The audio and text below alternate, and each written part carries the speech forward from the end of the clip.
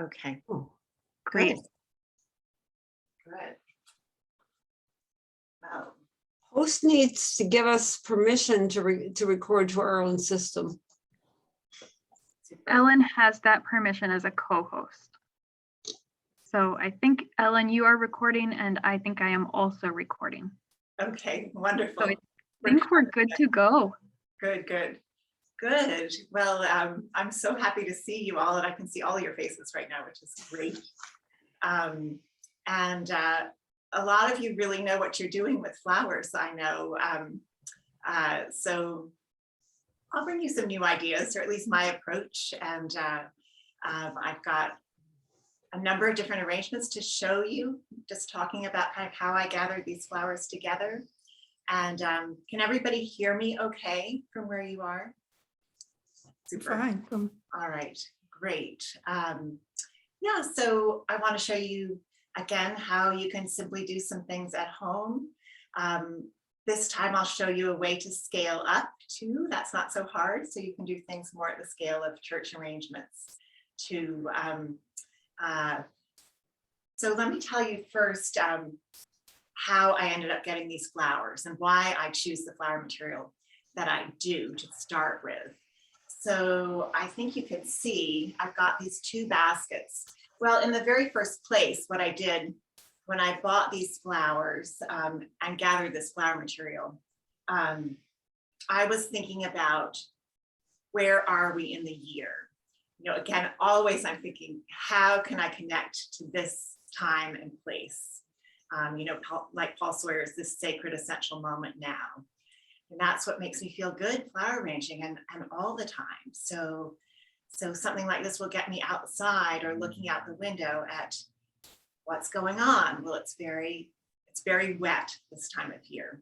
So, you know, you look for flowers that have some moisture in them, which naturally many of the things do. You think about your container that way. This time of year, I really want to be seeing water. I'm using a lot of glass containers. I'm also using like these baskets that came in, you know, this time of year, there's a lot of leftover straw like stuff from last season.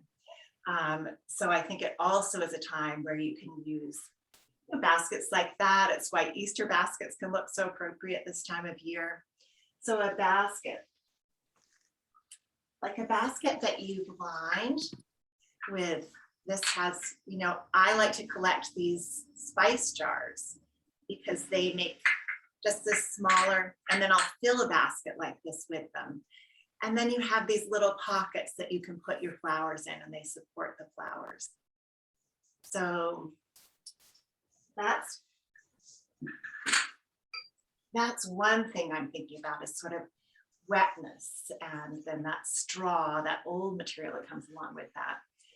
I'm thinking about also, well, the color palette and what is out there, these sort of early green shoots, some leaves that will grow, some things that will grow quickly, like the tulips, some things that are just coming along in this region, like tulips. I did get, you know, daffodils. Daffodils are ever present this time of year. Knowing how to incorporate them and even having that be a starting point, I knew I could buy a lot of daffodils. So that made me think, okay, I want some flowers that have similar colors in them, because you want this harmonious, you want your flower arrangement to be harmonious. And that really means, I'd say that often means sticking with the same area of the color palette. So I think most of you know that this color palette that has the primary colors in each corner and then the secondary colors between those. What happens, and definitely something to think about in arranging, is if you stay in the same zone, like pinks and purples together, or yellows, creams, soft oranges, you're going to have something that is really feels very harmonious, feels calming. If you're looking to inject energy into something, what you want to do always is look for contrast. So then going across the color wheel, We do this also at Easter, of course. You know, yellow and purple is right across the color wheel from each other. And this is a pairing that Mother Nature does a lot through the seasons. I mean, definitely that's another reason to look outside, is that the choices you see out there that are already made often are the best design choices as well. So, but you know, or if you can get, so say, a tone on tone kind of arrangement going. So you have, you know, these are dianthus carnations. So, and this is a big mum, chrysanthemum. Flowers in those two families are going to last and last for you. So dianthus, either actually this is called green tick, and it looks so much like moss this time of year, doesn't it? But it is actually, can you see, looking at its stem, that is actually also in the carnation family. And so they just last forever. I mean, 2 or 3 weeks, that kind of thing. And the same thing with all the different kinds of carnations that there are.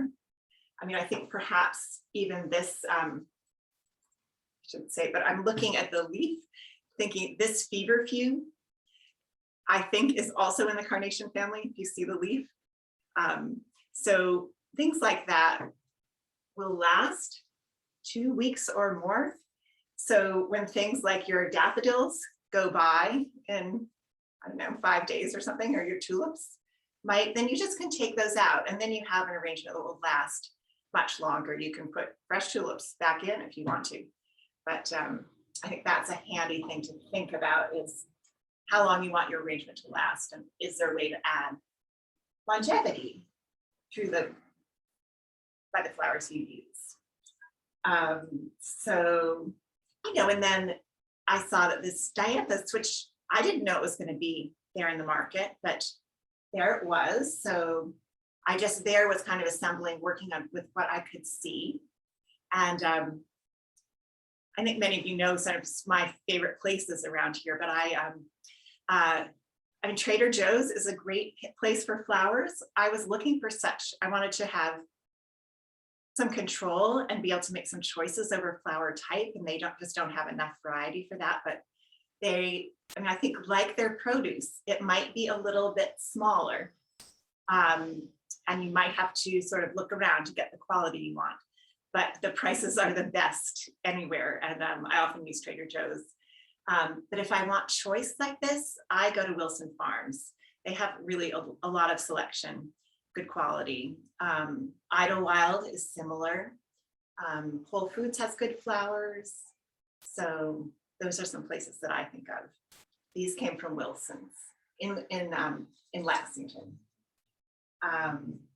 Okay, so then, and then I'm also going outside to look for things. I'm like, so this is what Andromeda looks like right now at this moment. So Andromeda is going to be a great plant for you all to use, you know, right into May, well into May. It has, and they're just starting out right now. It has these little bells and this beautiful like pinkish purple stem. So again, it's this purpley color that will harmonize with other plants that you find outside or that you're thinking about this time of year. And these bells will get to be this lovely, lovely cream color. So which looks so pretty with other yellow things when they get to be really creamy. So Andromeda's a winner for right now. You know, just look and see what might be the workhorses in your yard.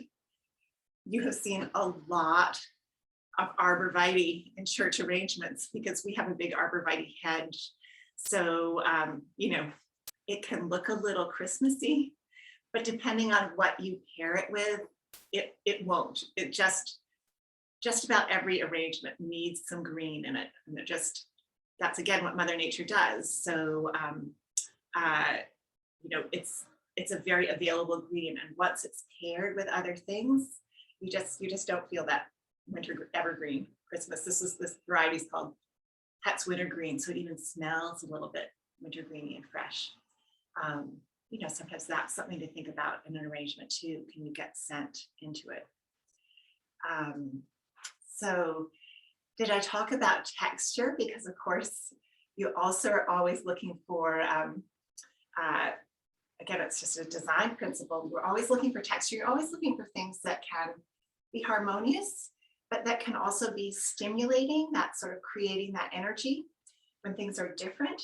And you'll see that I'm always looking for things that are fluffy, like this, or the feverfew. It's very fluffy. Yeah, I think that's, I mean, even I would say this Andromeda has some fluffiness to it. And then I'm looking for solids, something where you can get a mass of color that the eye can really understand what is the color of that arrangement. So, you know, that's like the rose or the tulip or, you know, a big chrysanthemum. It's something that's very solid with color. Or in the fall, fruit. Like again, thinking seasonally, often in the fall, I'll take an apple and I'll put it on a skewer, like a shish kebab skewer, and put that right on the edge of an arrangement. So just to get that mass of color, and again, connecting to the season. Great, all right. So that, and then the third thing is something tall, like something spiky. You know, even if it's a little arrangement on the table, just having a little something come up, that's just very stimulating, and it's a different kind of shape. Something pointy. It can be as small as like a Veronica or something like that, a pointy flower. But often I find it's fun to be able to look through something, have some air in arrangement. So you can see behind me this, that's forsythia, just from our yard. And I just brought it in 5 days ago and it's already out in bloom. So if there's forsythia near you, you can do that too. Or these pussy willow also came from Wilson's. Yeah, so let's see. Oh, so again, one more structural thing before I start assembling things. Just so you know, these baskets, I guess I could have lined these things up in buckets where they were when I first got them back from the market. I mean, what I do when I get flowers home, sometimes I want to arrange them right away, but if I can, I give them 24 hours or so, just like I'll strip off any leaves at the bottom that are broken leaves I think will be under the water.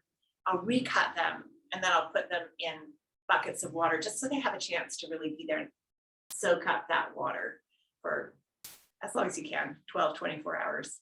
But often if I'm just doing one arrangement, of course, I'll just go right to that and make sure it has plenty of water. But within these baskets are, I don't know if you can see, but tennis ball cans. So just like you saw in that basket with the spice jars, I'm forever like putting something and then in something else like that. And this, so this basket has 6 tennis ball cans in it. And this has a big bucket and 4 tennis ball cans in it. So then that gives you a smaller pocket to put your flowers in so they'll stand up within this bigger container. And I actually think it makes, I mean, I'd be okay with these just as is, as arrangements if I was looking for big arrangements. They have some of the traits. Right after this, I'll move on and show you some things, but that I'm looking for because of the way I assembled it in any arrangement, which is, you know, because of the way I bought, they have the solid, the fluffy, tall things behind. They have this harmonious color. Together, they're creating contrast. So, so from the get-go, if you can have things on the right track for yourself, it makes it easier.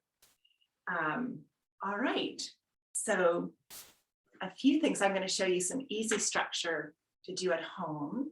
I think I'm going to start off by showing you, because tulips are just all over the place in the market right now, I want to show you just some different things to do with tulips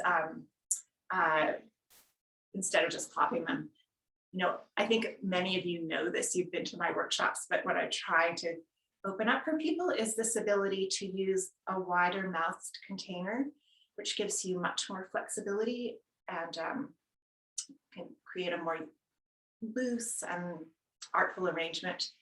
But until you know how to structure, you really are stuck with just a narrow container, or a container that's narrow at the top, so that your flowers don't just flop over.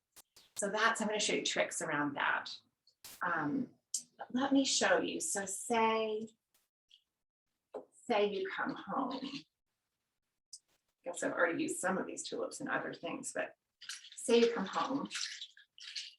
And I cut these recently. I'm not going to recut them, even though it's just one thing I like to do is, unless they're going so far over you can't see them, is just take your tulips and have them lean against something. If you don't, because I think, I love that form that tulips will do. And I guess we could shorten them a bit if you wanted to, stand up a little bit further. I had taken off some of the leaves just before I conditioned them. When you get them home normally, they'll be, if they're fresh tulips, they'll be almost within the top leaf. So sometimes I take that off so they'll show, but just know with tulips, as I bet you do, that they grow quite a bit even after you put them in water. So they will grow, I don't know, like 2 or 3 inches to move themselves out beyond that top tulip. So you may want to just, wait and watch them do that, because that's a fun thing with flowers too, if they will unfold before you. So, yeah.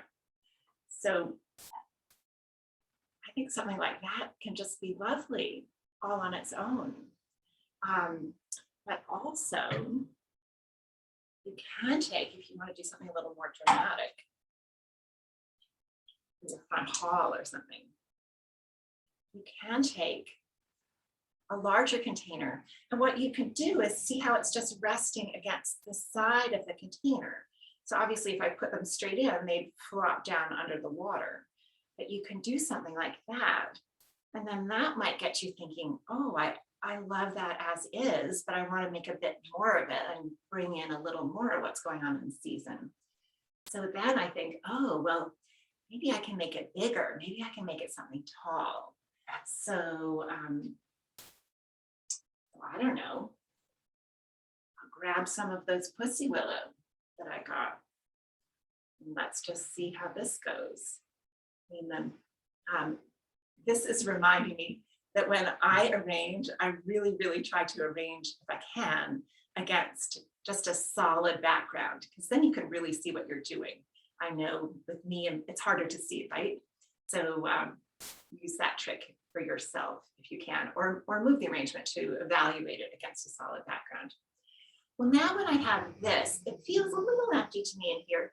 Again, I like to group the same flowers together, often in arrangements when they're bigger, so that again, the eye really understands, oh yeah, that's tulips, that's pussy willow.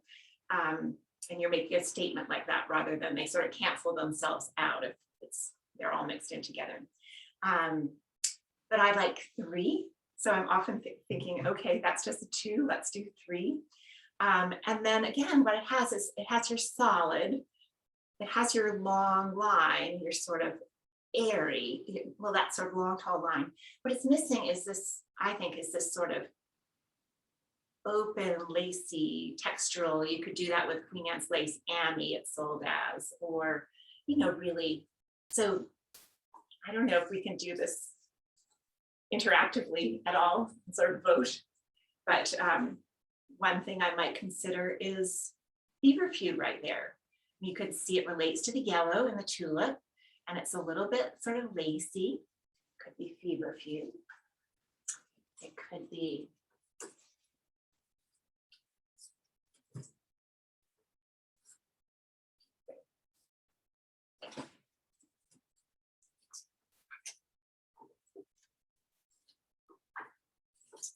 So this is one. It could be, that's a very green time of year. And this, I wish I could tell you what it was. I've forgotten. But see how it's very spring greeny and it has that yellowish color in it. So the yellow, because there's another yellow in your arrangement, you'll read that yellow a little more easily than if it was just on its own, say with pinks. So that's an option. Or you could, you know, there's a certain fluffiness to daffodils when they're used, you know, in a mass like this. And again, it's sort of a seasonal thing. So, so let's vote. Raise your hand if you want daffodils, the green mystery plant, or the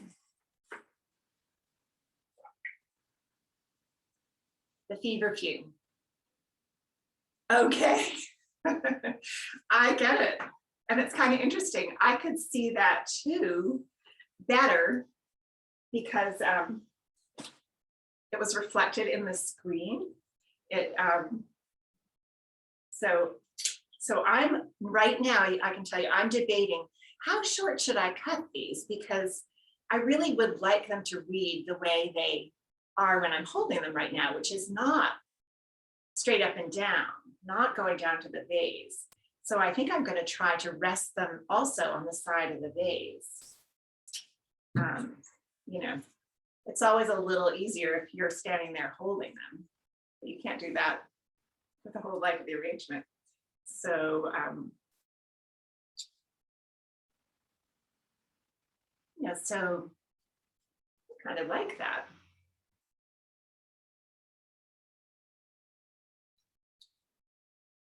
Well, you can see sometimes it's best just to leave things be. Not. I was thinking that this tulip might bridge the gap a little bit to up to the feverfew. Well, that's better. But once you start, if you put things in all together, they'll figure out on their own how to knit themselves together. Then you start adding, and you often mess things up. But I'm pretty happy with that. If so. Some people are bothered by stems showing. I think this looks pretty nice and fresh. You know, again, the water and the bright green together, that's such a springy thing. But, you know, this is a piece of burlap, like burlap ribbon. And you might consider, and the reason I picked it again is sort of this straw look that's going on outside. There's a lot of this dry brown stuff. So, again, it's not just out of the blue, but that is something you could consider to, you know, distract you from the stems, add a little bit more interest. That's something I might do. So, all right, so there you get the idea of how something can become a larger arrangement, something to do with tulips. And pretty simple, right? There's no structure in there. You're sort of just using the edge, the side of a vase. Well, sometimes people ask me where I get my vases.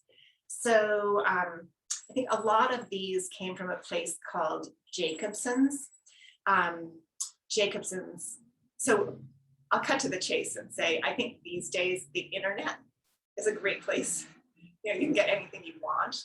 And I'm afraid it's putting a place like Jacobson's out of business, but I still do go down there sometimes. Well, I was there about a year ago. They have everything that you need for flowers except the flowers themselves. So though they are a wholesaler, they're very open to anybody going down there. I guess you do have to set up an account, but all you have to do is give them your name and address. They'll make something for you. You can use that very day. So, but that's, you know, and then they do have wholesale prices on your containers, on your clippers, mechanics, all that kind of stuff, Christmas decorations. So that's where these came from. But I think the internet is a very good source for that. All right, so let's put this one aside. Let's see. Put it back here. Put it back here and I'm going to show you something. It's not really my style, but it's a very neat trick. And I did just do it. So I wanted to show you guys how to do it too.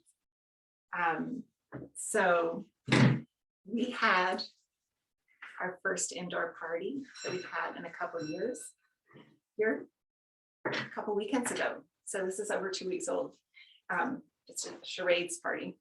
And so, you know, people bring flowers to that. They bring you a bunch of flowers and there you are, you're taking coats and making drinks. And what do? You've got this like thing of flowers, which is so nice. But here's what you do is it'll come, right? So this is a little messy, it's quite old. It'll come, you know, it'll be like this tall. And so right away, what I do is get just my scissors. If my clippers aren't there, just my scissors. So, and just chop 2/3 of the stem off. And that's generally what you want to do is cut a lot of that stem off because you're not usually doing these tall things. And you don't want to see all that stem. And once you cut the stem off, then grab a vase. I mean, I did make the quick decision. This had all this white in it. And if you can do something where there's a relationship to one of the flowers in the arrangement, that'll make it stronger. That'll look more intentional. So, but if you don't, you know, put it in a kitchen glass or a pitcher that you have in your kitchen. And then as you're putting it in, get your fingers in it and like spread it apart some like this. And it's already been done, but it's very much like, you know, if somebody special is coming and you just like fluff up your hair, it's it does the same kind of thing. It just sort of adds air, it loosens it. It just looks more sort of gracious and like a flower arrangement. So I don't know if you can see that, but I find that a pretty neat trick. And again, so you might think, wow, that's a pretty big opening for something like that, which really will look with all of the stem going down like it should go into something like a bottle. But once it gets shorter, you know, it has room to just splay out and it will just fill the whole shape. So that's how that works. And, you know, again, this has a super bunch of really long lasting flowers in it. And this is a dianthus, the carnation. This is another type of dianthus. This is a chrysanthemum. So it's those same types I was showing you before, which makes this. And then alstroemeria, this lily. I think it gets sort of a bad rap since you do see it everywhere, but it's a very useful flower. Lasts such a long time, and yet it has a delicate look, which those other two don't have. So it can be great to mix in. Okay. So let's see. Now I think I'd like to show you something that I'm looking at who's been to my workshops before, because this I just feel like is such an important thing for everybody to know, because it's what it's very simple, and it's really what opened the world of flower arranging to me. I had never done anything except take a bunch of flowers and put it in a bottle until I think probably maybe about 15 years ago. It was my mother's 80th birthday and she loves flowers, and I really wanted to do something special for her. And so I think I read it in Martha Stewart, how to do this thing that I'm going to show you. And it just opened up something I really, really enjoyed flower arranging. It opened up all the possibilities for me. So I'll show it to you too. I'm sure some of you know, but you won't use this one. It still has a label. But, I so often use these jam jars. I think it's embarrassing how much jam the Whitneys eat over here because we have a lot of these around. But another very good type of jar are these little ball jars. I think this is pint size. So you really want your arrangements to be mostly about the flowers, not so much about the vase. So, you know, actually a rule of thumb for flower arrangements is they should be about 1.5 times the size of the container. So, you know, you're looking at something like that. And if you get a big container, I've gotten stuck like this. I start with a container, it doesn't look so big, but you know, then you end up with a lot of flowers, a lot of work. So this, and then doing this in multiples down the table, if you are having a gathering, you can do this instead of doing one big thing. It really looks sweet to do like 3 of these down the table. So let me show you how this structure works. Yeah, I'll just get my regular old Scotch tape.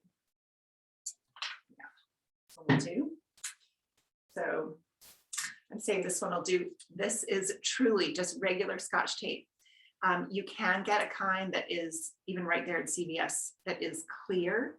So that might be even better, but really once you push this down the sides, you won't see it under the arrangement. I was looking for my other Scotch tape I brought down because you can also buy 3/4 inch instead of 1/4 inch Scotch tape. And then if you use the 3/4, you have a little more space for your stems, but I think this will work.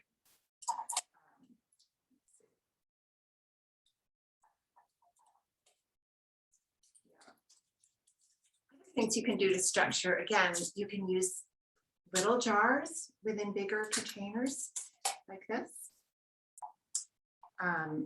You can use a floral frog in the bottom of the container. I'll show you those in a bit. But this, so you can see, let me actually see if I've got that tape handy.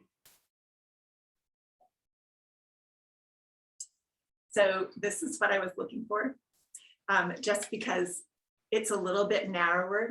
So with this, you could do a full tic-tac-toe in the top, which actually might be a little bit easier than what I've done for myself right here, but we can go with this. This will work. So let's fill this with water.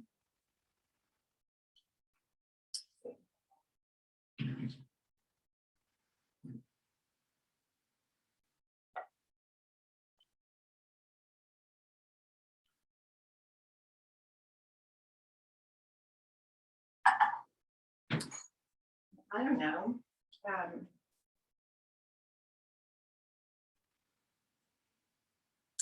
gonna say I'd like to do multiples about it. Let's start with this one. So I'm just in so much the habit of starting with the arborvitae. What I'm going to say is it's often very nice to create a sort of a cuff for your flowers around the bottoms of this, and it also allows you to establish, you know, how far they're going to reach out. So what you're doing is something like that. When hosta comes along, hosta makes a really, really good cuff. It's great, but you could do this with, again, like Andromeda would be great. So.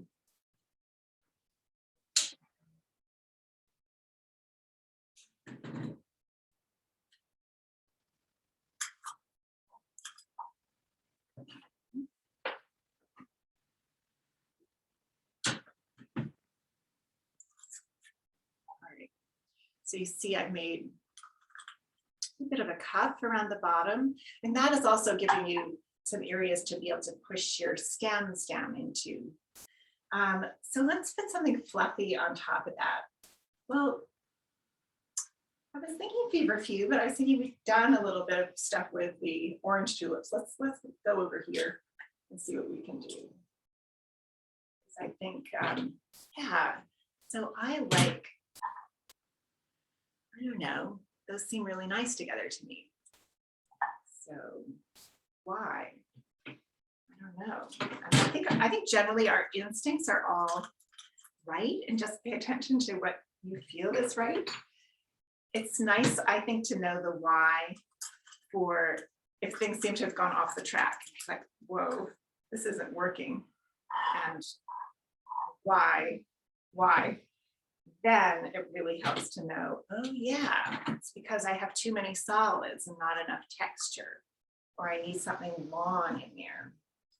Again, it's nice to get multiples of something in there, but now we want a little variety. And I'm seeing a lot of darkness in the green. So I don't know, my intuition is to find something, get a couple light things in there.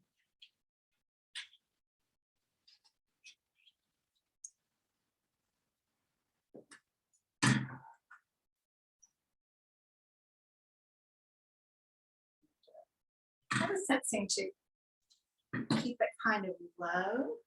Well, it is, we are, I guess, thinking of this as something for a dinner table or a kitchen table. So low is nice that way. There's something also very sweet about something low and small.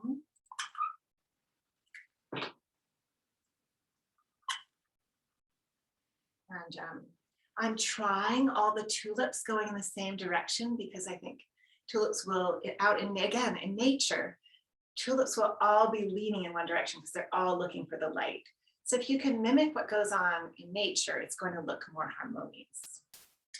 And then I'm like, maybe now I see the tulips have this, I don't know if you can see, they have a little, their little stamens are yellow. So there's this little hint of yellow. And I thought, oh, I kind of like to pick up on that. And can I add in something yellow? And would that be as strong as a daffodil, or is this a place to put some forsythia in there? But something. Let's see.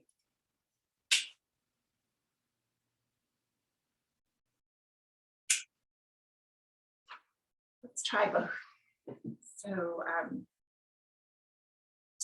is it?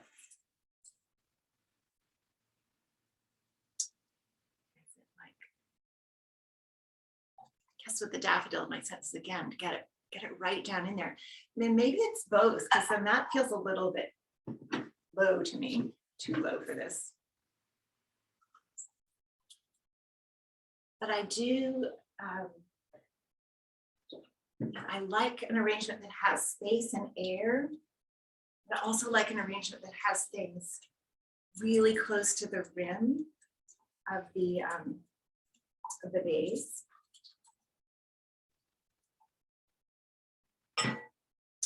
So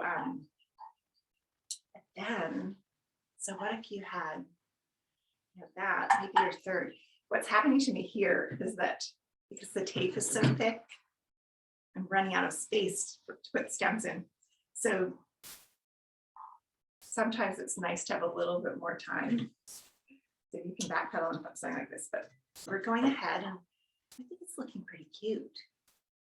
So, but I feel the need for a little bit of height in there. And I don't know if that's, again, just these same principles. They're the same from big arrangement to small. And maybe another one that's not quite as high as that, ties it more into the arrangement. So there's not a gap there. One more of those. Unless it's a daffodil that's higher. I just feel like I want a little bit there.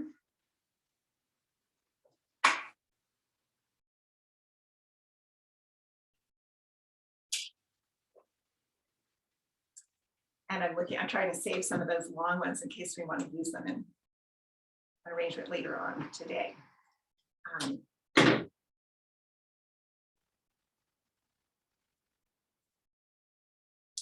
Yeah, so you see how that has a little bit of everything in it, a nice contrast.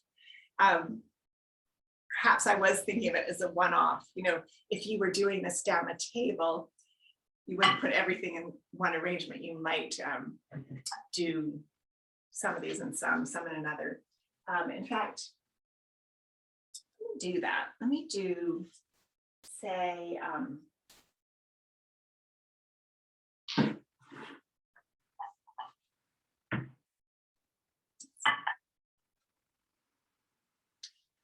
if you had a table, and this was on your table, and you wanted a couple more secondary ones, what might you do that would be quick and appealing, and sort of relate to this? And maybe the others don't have the arborvitae, or maybe they just have a little sprig of it. And maybe we go again. What's nice is that your flower supply is all harmonious. So if you feel like you want to move to a purple tulip, you can do that. And gosh, all right. So I'm really going out there and not having a whole lot of relationship. And I'm sort of, it's so little what I'm going to put it into, this shot glass, that I'm just building it in my hand because it's not too hard to just hold in my two hands.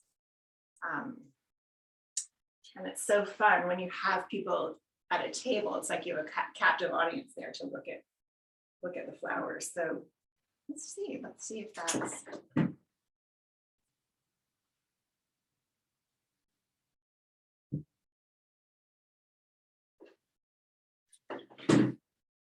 Sometimes this time of year, if you cut a tulip really short, it can look like an Easter egg, which is a really nice, fun look for this time of year.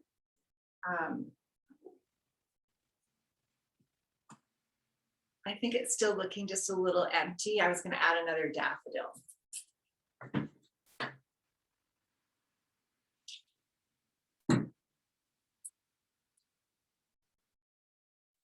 Yeah, so let's see if this will work. I'm like thinking, still, it felt like it's missing a little bit of green, or seasonal green. So I'm looking on my table to see, okay, is there anything I've cut off one of these flowers that I could stick in there? And I just put a little tulip leaf in there. So, you know, with this being the central arrangement, you can see how marching down the table, it could be really, really nice to have these. You could have one of these in front of everybody's place if you wanted to. So that's how you can extend it. And so this has the tape grid in it. This has such a small mouth that you really don't need to do that at all. So I don't know, I hope you are feeling the delight that I am right now, just touching all these flowers of the season, and that some of this is coming across Zoom because it's just so nice in March to be with flowers here. Okay, so maybe will I do, I was going to say I could do another taped grid arrangement for you, but I think I'll go ahead and show you how an arrangement could work in that basket that I was showing you, and we'll get another type going in that. All right, is it so far so good? Are you hearing things that are at least fun to listen to? Is it okay? Okay, good, thank you. Okay, so, all right. So again, a basket this time of year. There's a lot outside that looks like this. We're all thinking of like Easter baskets are so nice this time of year. So I guess both culturally and naturally, we're in a basket time of year. So that's why this, and again, you know, anything I have. So say I was forcing these for Cynthia in a bucket in the living room, and I didn't want to bring I don't want you to see a bucket behind me. So I have this crock. So the bucket is just sitting in the crock. I mean, you don't see the bucket. You can line all kinds of things with other containers, a bowl from the kitchen, something like that. And if you fill them with containers that have smaller mouths, you'll already have your structure to hold things up. You know, this, for instance, this big basket does have a big bucket in it, but then it has the tennis ball cans. So can work with both. All right, so here we go. So this one, I'm just thinking it has 4 spice jars in it. Sometimes, always with flower arranging, it might come out better if it had 5. I don't know. This has 4 in it, it's fine. So just as when you're looking for numbers of flowers, especially when you're looking for your shots of color that are going to call a lot of attention to themselves. I think you probably know you want to be in like 3s, 5s, maybe 7s, because the eye will just understand that is more comfortable than pairs. So, okay, well, let's see. I think I want to make this basket sort of like a little bit cute and sweet. I think baskets are around this time. And I'm thinking this is where I might use this dianthus. Let's see, it's pretty heavy for this little basket. That's something I'll be looking out for. But I think it could be nice. So I'm just like, oh, really that short? But yeah, I do want it to be pretty short. And do we want it to be all dianthus, or do we want it to be some arborvitae? This is the sort of question I'd ask myself right now. It just seems, I was going to say, it seems excessive to put all of that dianthus in there, but I think, I mean, just like excessively expensive. And the arborvitae is free right outside the door, but besides maybe being a little bold, but I like it. And I actually am liking, I'm sort of surprised, but I'm liking this combination of the two kinds of fluff there. I mean, the dianthus, what's going on is you're getting fluff from both of them, this feeling of fluff. You're getting a nice relationship between them, but they're the two different kinds of fluff. So that makes it more interesting.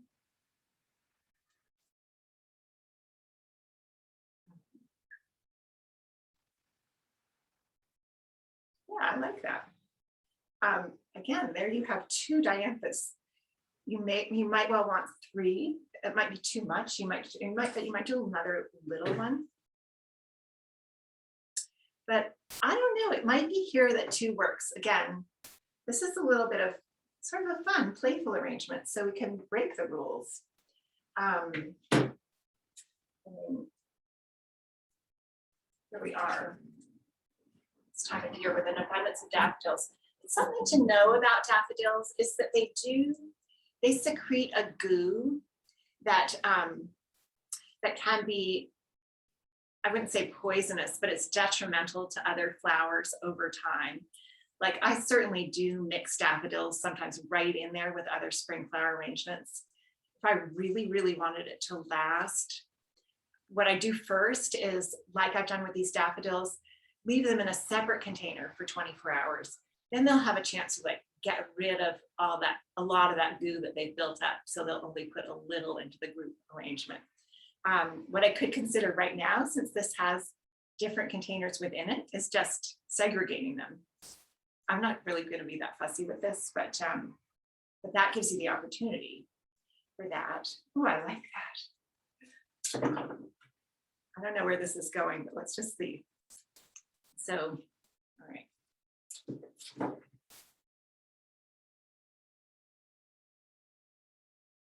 I think what I'm liking is that there's a yellow-green cast to this, all of these leaves, which there just seems to be this time of year. You think about Leucothaway, dog hobble, it's very yellowy. And that's not true every season. But this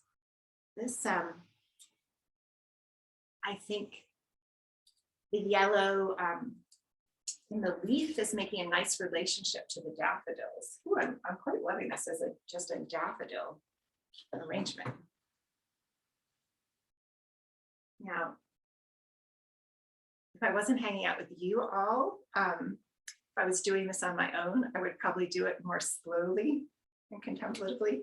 Maybe it would come out a little better, maybe not. But anyway, I'm trying to keep it interesting. So I really am liking the sweetness of that. And I'm thinking, okay, let's play into that a bit. I mean, what could be more sweet than feverfew, those tiny, tiny daisies? So I think, and let's see what we think in here. So this usually, I'm a planner.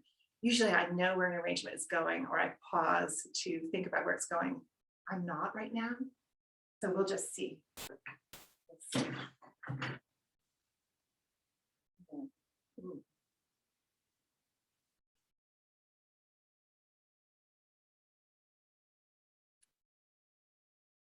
I'm kind of wishing it was a little bit shorter then. And one of these is broken.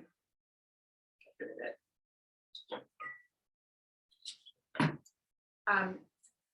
Again, I'm in a little bit of a hurry, so I'm not getting every single leaf, but you want to always strip off your leaves that are below the water line, so that they don't contaminate the water. And what happens is leaves that are below the water line decompose and contaminate the water. They add bacteria to the water. And so what the flowers want is the cleanest water possible. So keeping that plant material out, if you are flower food, if you get an arrangement that comes with flower food, I'll sometimes put that in. What that is like any kind of flower food, all the tricks that people do to keep flowers going longer.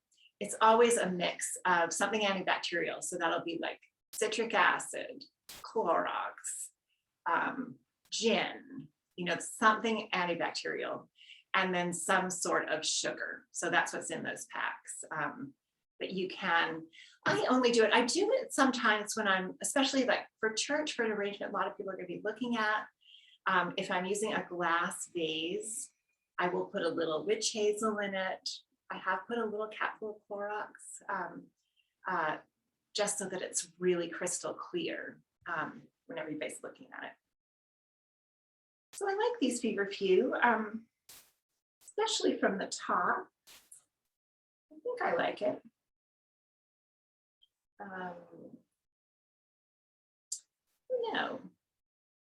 In theory, in practice, I'm liking the boldness of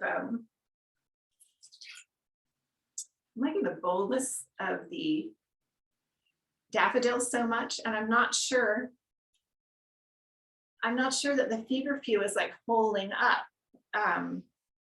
But this is maybe personal preference. I like a little bit bolder, clearer colors in the spring arrangement. So I'm going to hold on the feverfew. And oops. So that one I cut a little bit shorter than I wanted to. What one can do. So if I'm doing this more slowly by myself, I will sometimes more or less measure these, meaning like, and the way I would do that is I put the flower head down, and then I cut the stem where I want the top of the flower head to be, if that makes sense, so that when I write it, then the flower head is exactly where I want it. I'm just guessing right now, and I usually guess right. But anyway, sometimes you can find a place for it. I have at First Parish even like sort of wired a stem back on or wired it to a stick if I make a mistake like that. So yeah. So okay, these are popular.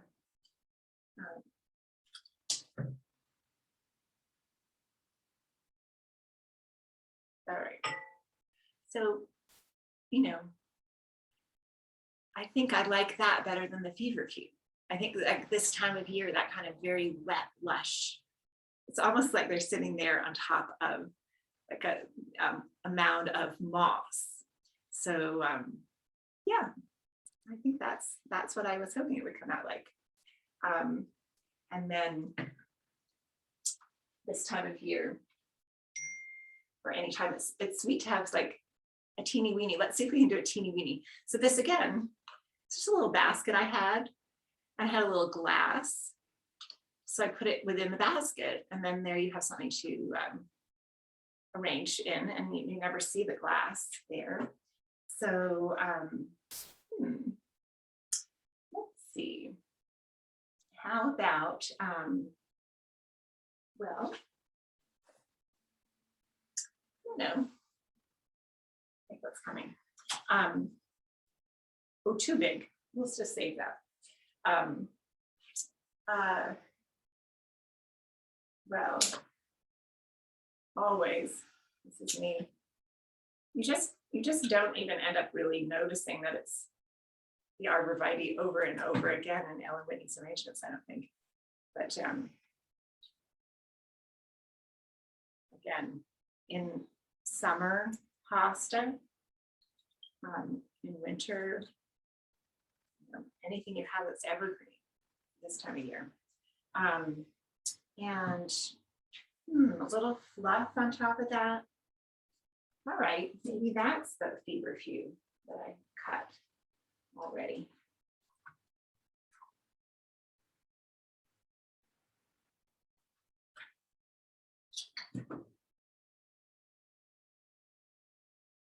Okay, so to me, that's starting to look really sweet. That looks like a place that the feverfew belongs. So I'm happier with that. And perhaps we just do more of that, and then we see if we want to add, or if in that tiny, tiny basket, any full-size flower seems like all out of scale. That's possible.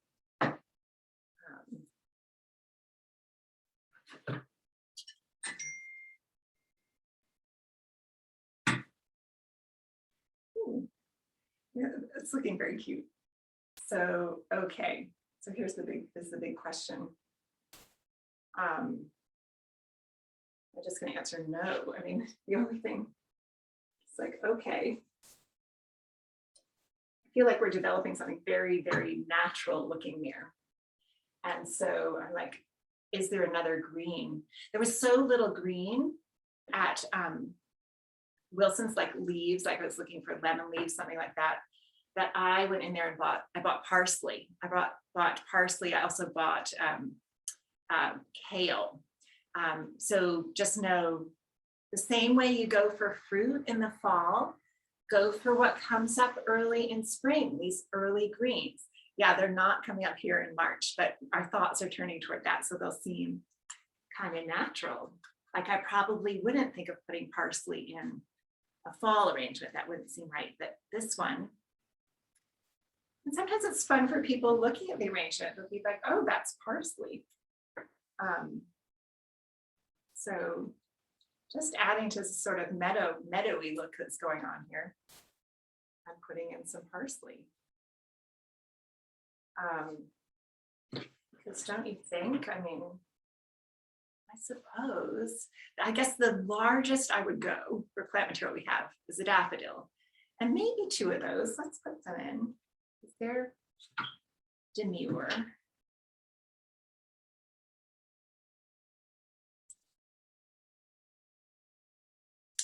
Again, it's only a tiny little snip I'm going to do, but I think often something belongs, something like this, really nestled in like that.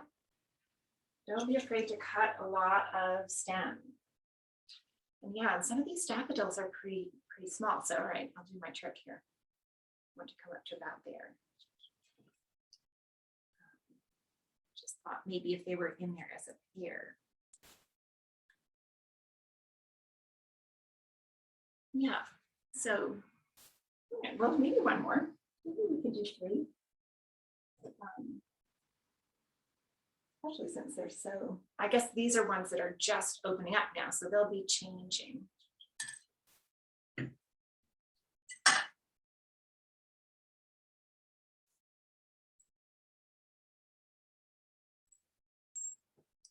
So there it is. I think that feels very sweet and meadowy and adorable. So, okay. All right. So, yeah, you've been very patient. We'll go. I have 1 or 2 others to show you if you want to see, but all right. They are, one is sort of a tricky and a fun one for Easter. So let's see. Oh yeah. So in fact, it'll go quickly because I already have it partially assembled, but I want to show you this trick, and it's maybe sort of helpful to know anyway. Again, so what I have done here is I have taken 2 vases, there is one inside the other. So, and I've chosen them so that they will roughly fit, so that what I can do is take these carrots and cut them to the height of the vase, and either cut a sliver off one side, or some of them are cut in half, or they're pretty easy going. So, and then they have one of these jam jars that I like to use inside. You could use any pair of vases though. And they don't have to be just the same height, close to the same height. So, and I experimented, you know, if you don't peel your carrots, they won't be quite as bright orange as this, all those sorts of things. So, so you just hold your little vase, your inside vase in the middle, and you just start putting your carrots around the outside. You also have that choice. I put water around the carrots. Again, it makes them a little bit brighter looking. So, and then I was like, okay, what looks like carrot tops? Well, that parsley that I got looks quite like carrot tops, and yet it's a little fresher looking. So that's in a way what I'm mimicking with this. So then that goes in the center vase, just a bunch of parsley, which I did take apart, picked over, found the better looking ones. You know, I'm faking, you know, it would be nice if you just like plop it in there. I assembled my own more perfect looking parsley. So there we have that. And then, so then you really don't need a taped grid on the middle because you've got so many stems in there. You're gonna have plenty of places to put your flowers. So I think tulips are like the perfect flower for something like this because they look so much like Easter eggs. And I think it's that kind of look we're going for here, something fun and cute. So yeah, so let's just get some going. You know, I'm sort of sorry, the kind of arrangement that I would like would be like this kind of thing. I'm cutting these off so that they'll sit, you know, and be another sweet kind of thing. But that's the way it goes. We're going for a different type of arrangement. So, and here you also have a choice. And I think I would take these leaves off in this case. We're going for, I think, an Easter egg look. And, you know, let me actually do something. I'm gonna cut them quite low. So they really do have that effect. Sort of, in some ways, I'm like, oh, I wish I had some more of those yellow ones. Well, I don't. So I guess my brain is thinking the yellow ones because they would relate to the orange better. But I think this is cute too. This is what we have. And I'm thinking, yeah, I'm taking the leaves off because what I'm after is Easter eggs.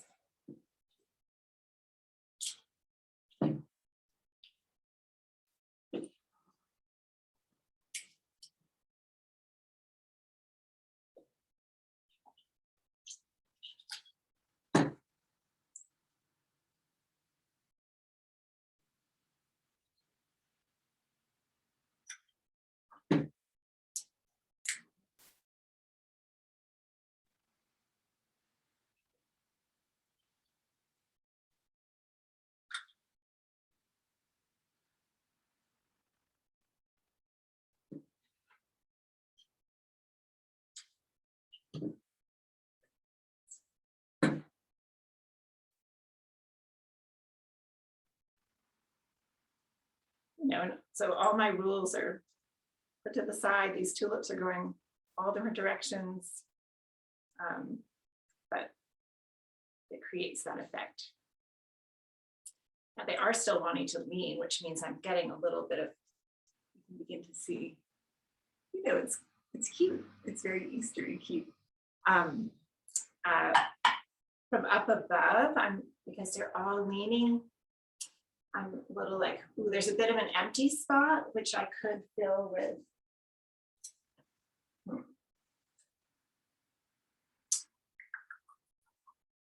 I'm gonna try some things, you know. I'm thinking these have some of the color of each of them in it. That would be a possibility. this stuff just be a little more central green. I think I like that the best. Or you really could, I'm just like, ooh, using up all my tulips on this. And that's the other thing you could do. Well, let's do this. You know, if I was here for a while, I might experiment with both.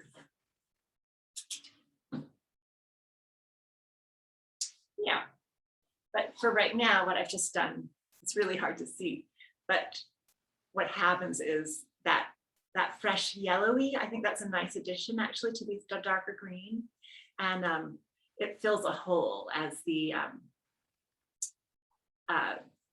tulips are all really wanting to go in various directions. I could just like use up all the rest of my tulips and fill the hole with that too, but there's just sort of a neat trick for Easter. I don't know.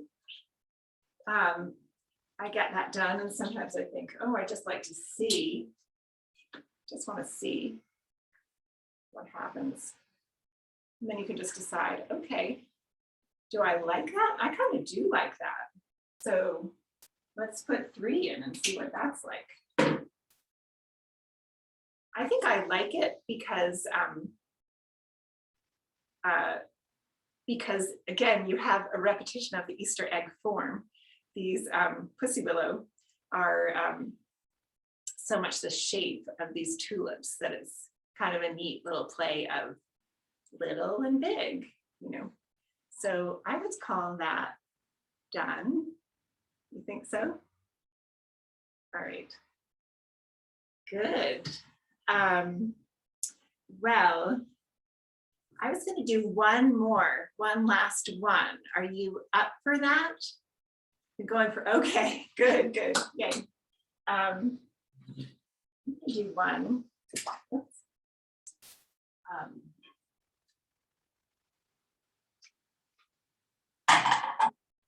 So I'm going to do a really big one, so you can see like what I might do in church. I mean, that said, I'm going to try to do a really big one in like 5 minutes. So in church, just know, really, when especially if we're doing 2 big arrangements, I always sort of say that takes about an hour and a half, those 2 arrangements. And that's after we've gotten the flowers, have figured out where the flowers are coming from, gotten them, conditioned them, gotten them to church. So, but this one, I think I can do more quickly. So let's see.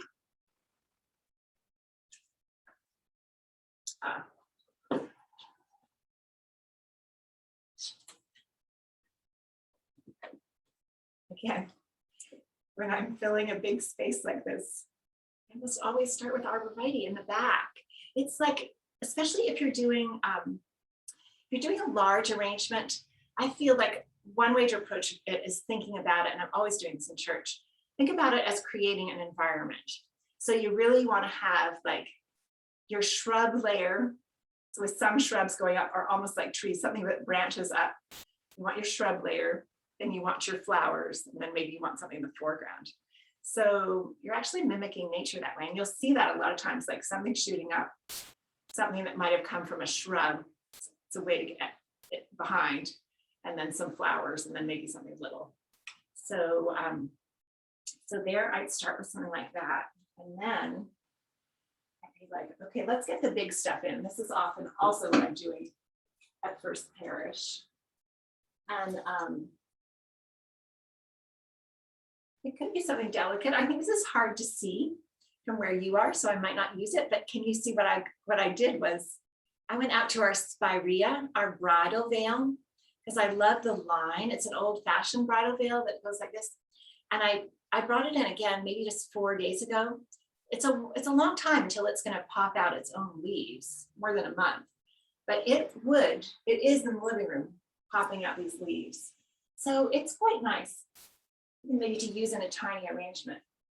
So I'm going to turn around for a moment because I might just cut down some of these. It's a bigger deal to get these forsythia over into the arrangement.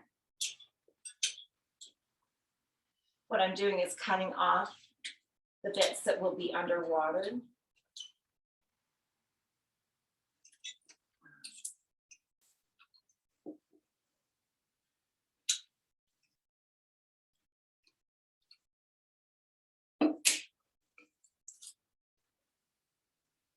I did this. I did the same thing outdoors when I brought these in a week ago. But now it's time to do it again. If I'm cutting something woody like this, so this really pertains to lilac. A lot of people ask about lilac. A lot of people will hammer their lilac stems, which I did, and I don't know, it's still a possibility, but what hammering can do is like close the capillaries. What I think is better to do is like both cut at an angle and then cut, and always cut with something sharp so it doesn't squeeze down the capillaries that way. And then I cut up the stem like that, and it just exposes a little more area for uptake. So, okay, let's see if this is unwieldy. So again, it's a bit like the arrangement we did at the very beginning, where we, still here, where we have, yeah, all right. So we've got that like thicket of forsythia and greenery. And now I might come around the front so I can see better what I'm doing.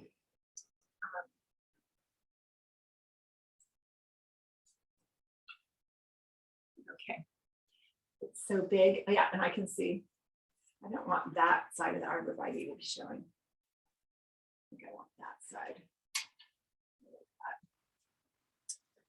And with flowers like this, I really like one that will like rest right on the side of the vase. I think, why is that? Sort of grounds it.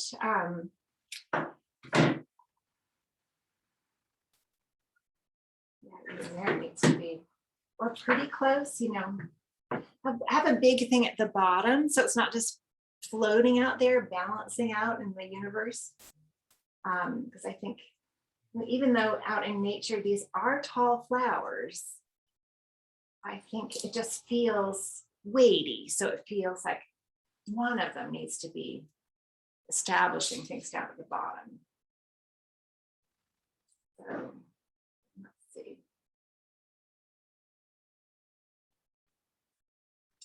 So then it's like, where should the third one be? And look, it's got, what I really like is what's happening right here. These two kind of look, this one looks forward, this one looks up a little bit. And this one, you get to see this whole different aspect of how it looks, you know, it's really looking straight up. But it does create a different sort of situation here.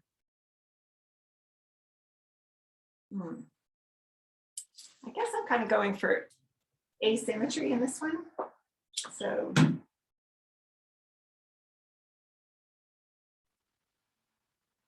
might go like that. And then what? Well, maybe this is a little fluffy, but it's also the green. So again,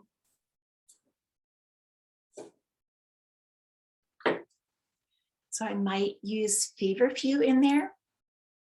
I might also be thinking, wow, Ellen, this is looking a little bit summer meadow for a March church service, and rethink the whole thing.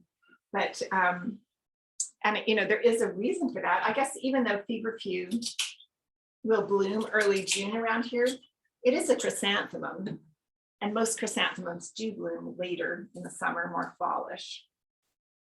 So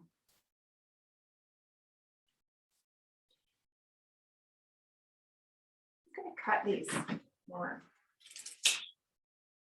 I'm cutting them more, and again, what I'm going to be doing is I'm not cutting them the height of the vase because I want them to face forward. So I'm cutting them so that they can rest on the back of the vase. You can see them more in the front. Yeah. So I'm thinking,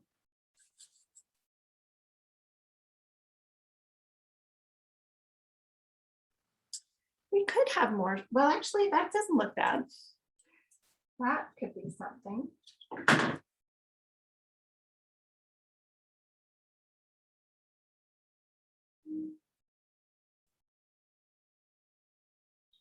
Yeah. But I'm sort of all about clustering the same type of flowers in an area so you get a nice strong statement of that color. I'm glad for the relationship of the yellows. I'm a little like, does that look a little too messy? Maybe, but I think it's okay. But I am thinking I'm going to go back here.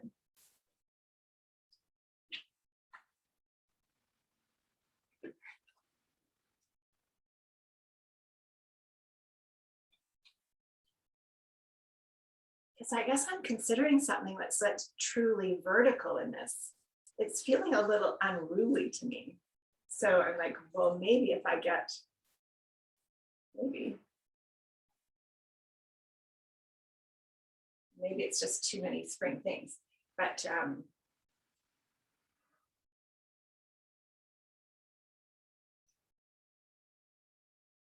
and I do think it's very hard to see with now all of the greenery that has developed below it. It's heavy. I think that begins to look like something that I might like to see. And you get the idea of scaling up, I think. So yeah, so I'll put this off to the side too. Then I think I'll bring my computer closer to me so that then you can ask any questions you want and we'll be closer together.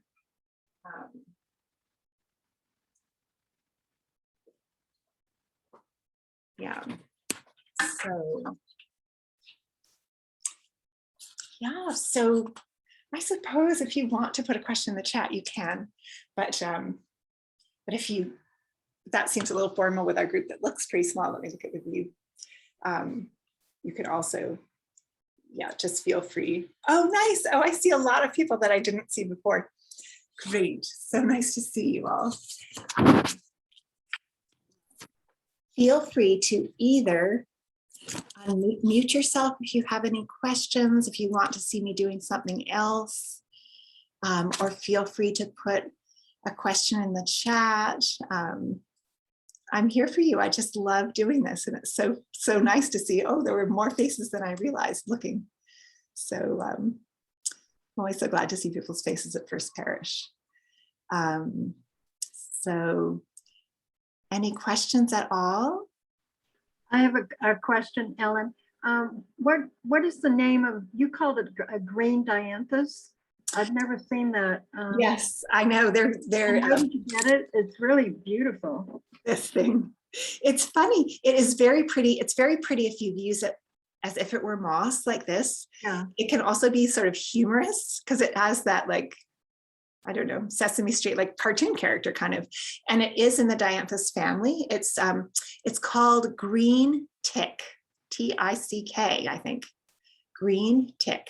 And where did you buy it? And they have it. They almost always have it at Wilson's. Okay. Almost always, yeah.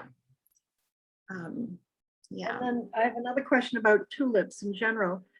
There's a lot of opinions as to how to keep them fresh for the longest. I've heard put them in cold water. I've heard put little pinpricks, just below the tulips, and I've heard put some sort of coin in the water. Do you have any? Yeah, yeah. I mean, I think cool water will keep them, and of course that's what the uptake that they're used to if they're outside is cool water. The thing is, when you have cool water at room temperature, it pretty quickly just so if you have an arrangement you really want to last, sometimes I'll put, this time of year outdoors is a great refrigerator temperature most of the time.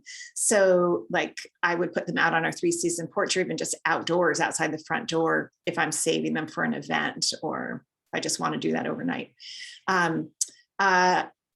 The coin, I think that is in that antibacterial, like a copper coin will secrete something. So I don't know.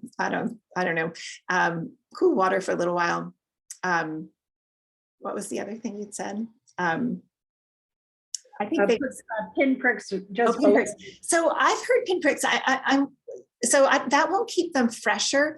I've heard that will stop or inhibit their growth, and that thing that tulips will do to grow. But I don't know. I have tried it for some things when I've had them like in an art and bloom arrangement, and I really don't want things to change. I've tried it. Maybe it slows it down, but I didn't notice much of a difference. One of the cashiers at Trader Joe's suggested I put ice cubes in the water because the water gets warm in your house in the winter, in March. So he said, well, just put a few ice cubes every so often. It's a good suggestion if you can remember to, I haven't tried it yet, but I'm going to try it just for fun. Yeah. Yeah. It's fun to think of these tricks. Yeah. Well, that may be all. And it is, you're welcome. Anyone else who wants to ask a question, feel free. But it looks like we're wrapping up like just on time. And it's been really, really fun for me to do this. I don't know if all of you know, I'm head of the flower committee, and now I just realized I have been for almost 10 years. So at First Parish. So I've gotten to know many of you through that. And we just really, really enjoy doing those arrangements, and just are looking back, hoping to be a little bit more and more in person and get back to doing two arrangements. And there are just 12 of us who do all of that. So they're wonderful. They're wonderful, good. Especially during COVID. Oh, good. Well, I think it was, I don't know if it was Howard or Sarah who came up with that idea of putting them at the top of the FP Weekly. And that's been so fun. I don't know if you've noticed or if it just feels right, but I do pull photos every month from our archive so that they're actual month that we're in. So life doesn't seem any more wacky than it already is. So we're all attuned to that. For a while there, you were selling greeting cards with those flowers, and right. That would be welcome. Oh, good. It feels fun to do those things together. Yeah. So, all right. Well, thank you all for keeping me company this afternoon. I really, really enjoyed that. Thank you, Ellen. Thank you, Ellen. You're welcome. Today. Welcome. That was wonderful. Thank you, Ellen. You're welcome. Great to see you here, and I hope to see you in church before long. Okay. Thank you. Bye, everybody. Bye.